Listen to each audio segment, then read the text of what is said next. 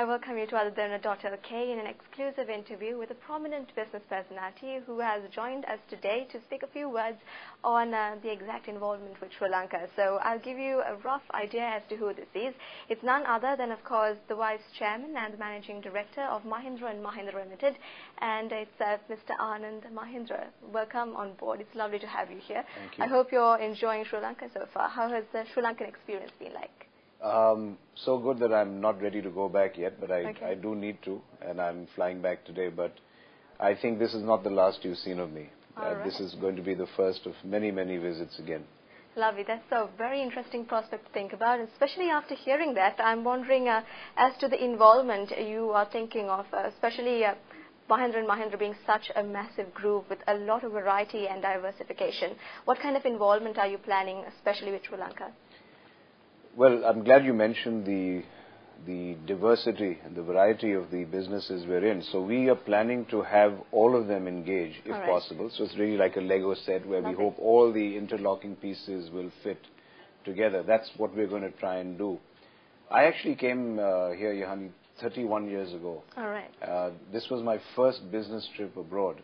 Okay. I looked at Sri Lanka as a site for manufacturing oil drilling rigs at that time, which was All right. one of the ventures we were considering.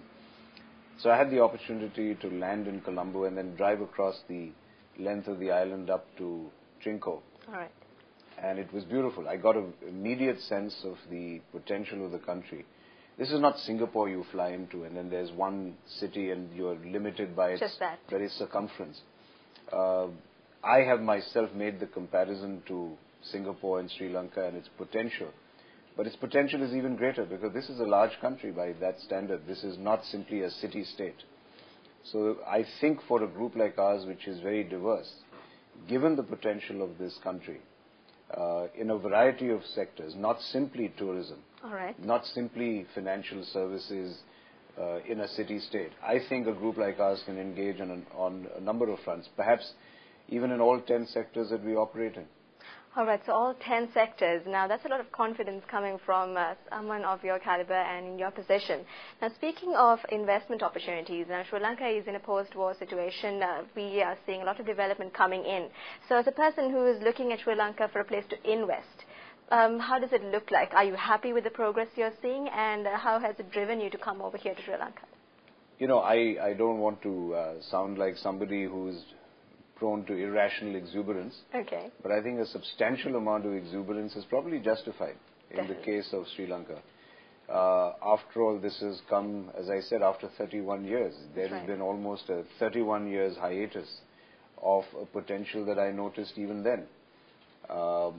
What I found striking in my last 2 days of meetings and encounters with the government and with the private sector here is that there is a can-do spirit now.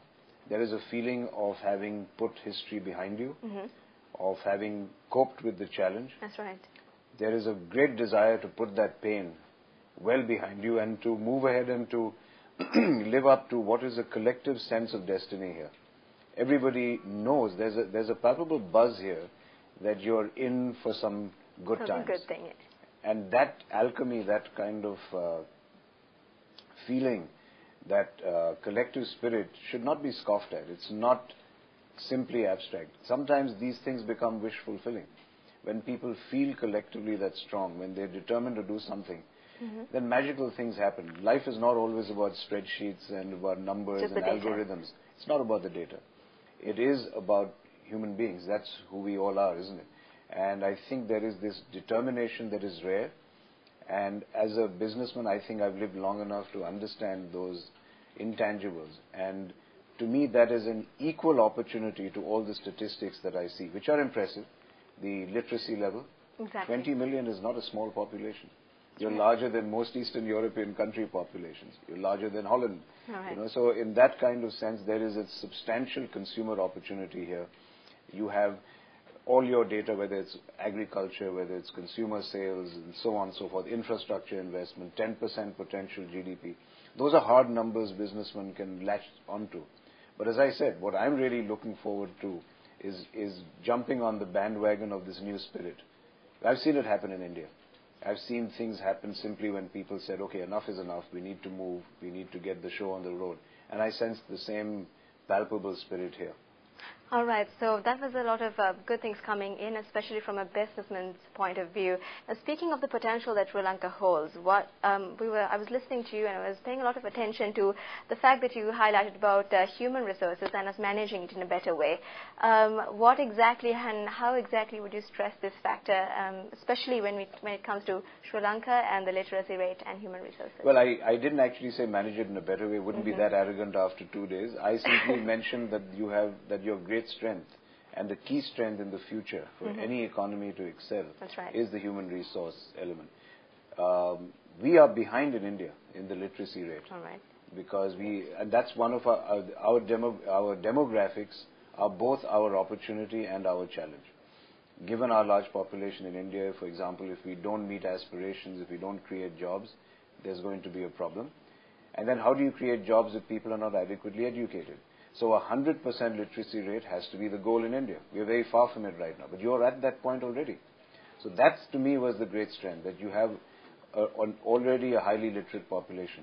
I've heard some noises about the fact that there may be skill mismatches, that you have primary education complete, but have you got people skilled and with the right or equipped with the right skills in the areas that are needed for this 10% growth?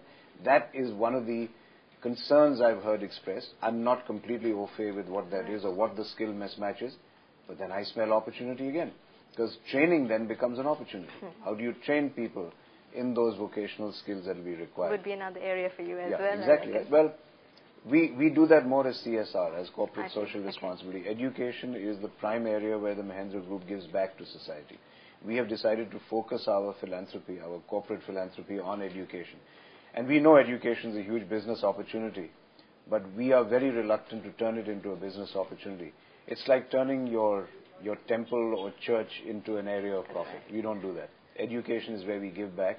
So even in training, we have created something called the Mahindra Pride Schools, which are vocational training centers where we just give short courses to people in English, service skills, technical skills, and then make them recruitable.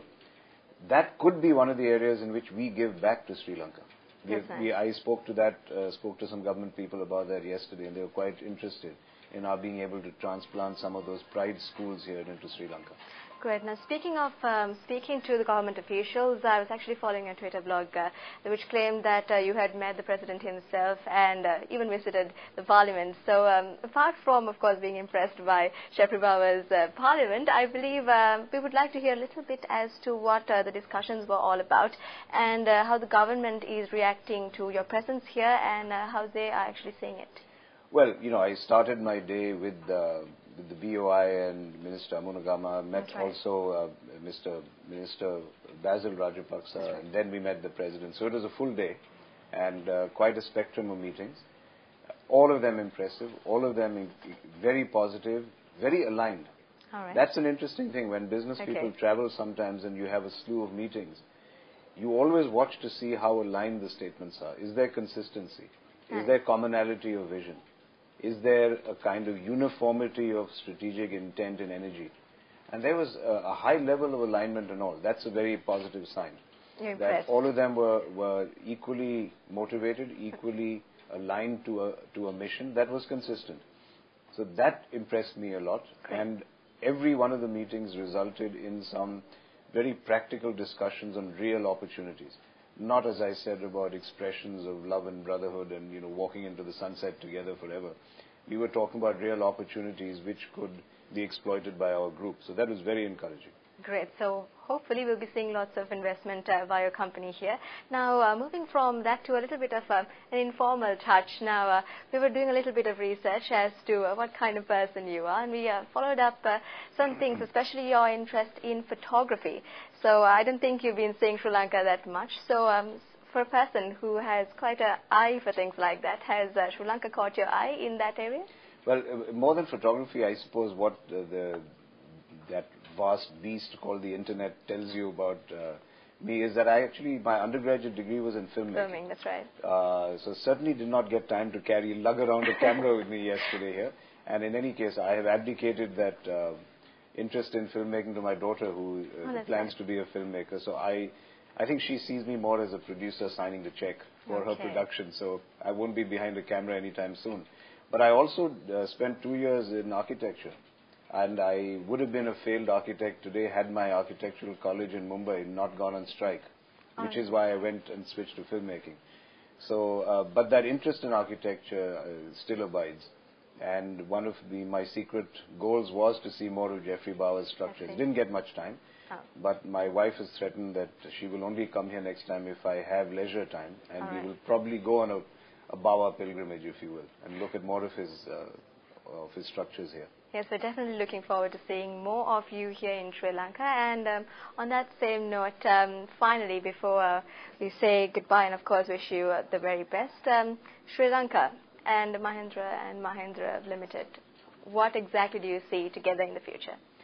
As I said, and I'm sorry if it sounds repetitive, but I hope engaging on a number of fronts, engaging across many of our sectors, and therefore Mahindra benefiting enormously from the inevitable 10% growth that I see happening in Sri Lanka.